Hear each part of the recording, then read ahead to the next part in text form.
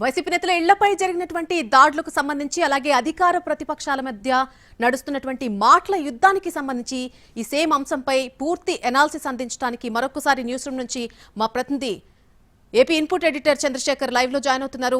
మనం చూస్తూనే ఉన్నాం తిరుమల లడ్డు అంశానికి కంటిన్యూస్ గా ఈ ఎపిసోడ్ కూడా రన్ అయింది. ఏపీలో ఒక పెద్ద హాట్ టాపిక్ గా మారింది చంద్రశేఖర్. ఈ అంశానికి సంబంధించి చూస్తే ఏపీలో జంగిల్ రాజ్ పాలన జరుగుతుంది అంటూ వైసీపీ అంటోంది.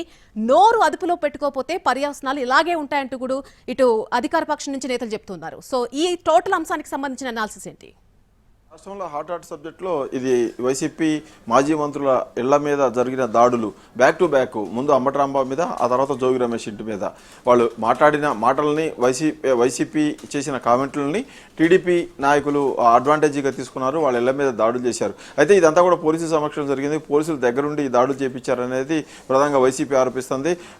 నిన్నగాక మొన్న అంబటి రాంబాబు గుంటూరు వెళ్ళి అంబటి రాంబాబు కుటుంబాన్ని పరామర్శించి జరిగిన నష్టాన్ని ఆయన పరిశీలించి వచ్చారు. ఇవాళ జోగి రమేష్ ఇంటికి వెళ్ళి అక్కడ ఆ కుటుంబాన్ని పరామర్శించి జరిగిన నష్టాన్ని చూశారు. మొత్తానికి ఈ అంశం కూడా రెండు పార్టీల మధ్య నిప్పు లాగా రగిల్చే విధంగా మారిపోయింది. గతంలో ఎప్పుడూ కూడా ఇలాగా మాజీ మంత్రుల ఇళ్లపైన ఈ స్థాయిలో దాడులు జరిగింది లేదు.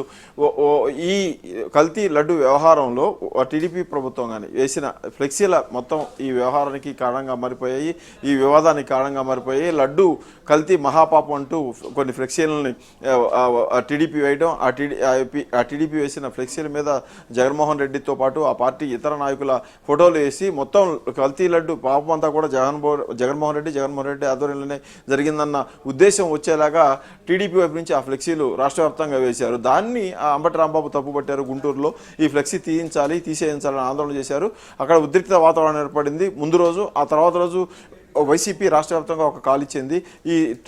ఈ తిరుపతి లడ్డు ప్రసాదం వ్యవహారంలో గొడ్డు కొవ్వు కలిసిందంటూ టీడీపీ దుష్ప్రచారం చేసింది, కూటమి దుష్ప్రచారం చేసింది. ఈ దుష్ప్రచారం చేసిన వాళ్ళని క్షమించండి, మంచి మనసు ఇవ్వాలి అంటూ వెంకటేశ్వర స్వామి ఆలయాల్లో పూజలు చేయాలి, ఆ పూజలు చేసి దేవుణ్ణి వేడుకోవాలంటూ ఒక కార్యక్రమం తీసుకుంది.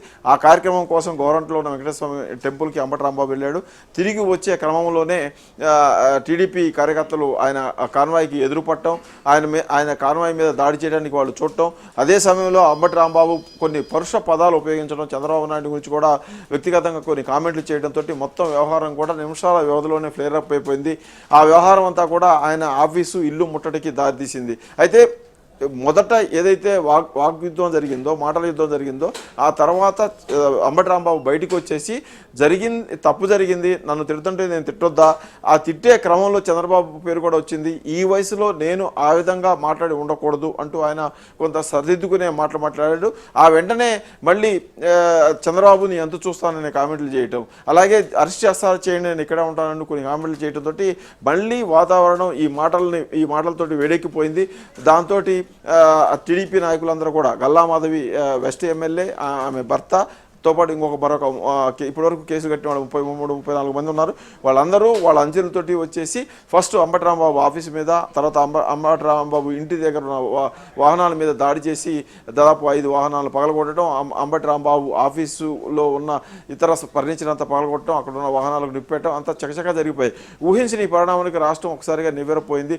గతంలో ఎప్పుడూ కూడా ఇలాంటి దాడులు రాజకీయ విమర్శలు చేసుకునేవాళ్ళు, రాజకీయంగా కింద స్థాయి వ్యక్తులు, గ్రామాల్లో ఉన్న వ్యక్తులు వాళ్ళ వ్యక్తిగత విషయాలతోటి కొంత దాడులు ప్రతిదాడులు జరుగుతున్నాయి. కానీ ఈ స్థాయిలో, రాష్ట్ర స్థాయిలో ఒక సీనియర్ నాయకుడు ఉన్న మాజీ మంత్రి ఇంటిపైన దాడి చేయటం, దానికి మాటలే కారణం కావటం అనేది చర్చనీయాంశం అయిపోయింది. అది అలా ఉంటే అదే వైసీపీ ఏర్పాటు చేసుకున్న ప్రోగ్రాం కోసం వేరే టెంపుల్కి వెళ్ళిన జోగి రమేష్ మాజీ మంత్రి వస్తూ దారిలో మళ్ళీ మీడియాతో మాట్లాడారు. ఆయన లోకేష్ టార్గెట్గా మాట్లాడటం, లోకేష్కు కొవ్వే కరిగింది అనుకున్నాను, ఆయన మెదడులో చిప్పు కూడా దొబ్బేసిందంటూ మాట్లాడటం, అది కూడా టీడీపీ నాయకులకు ఆగ్రహం తెప్పించింది.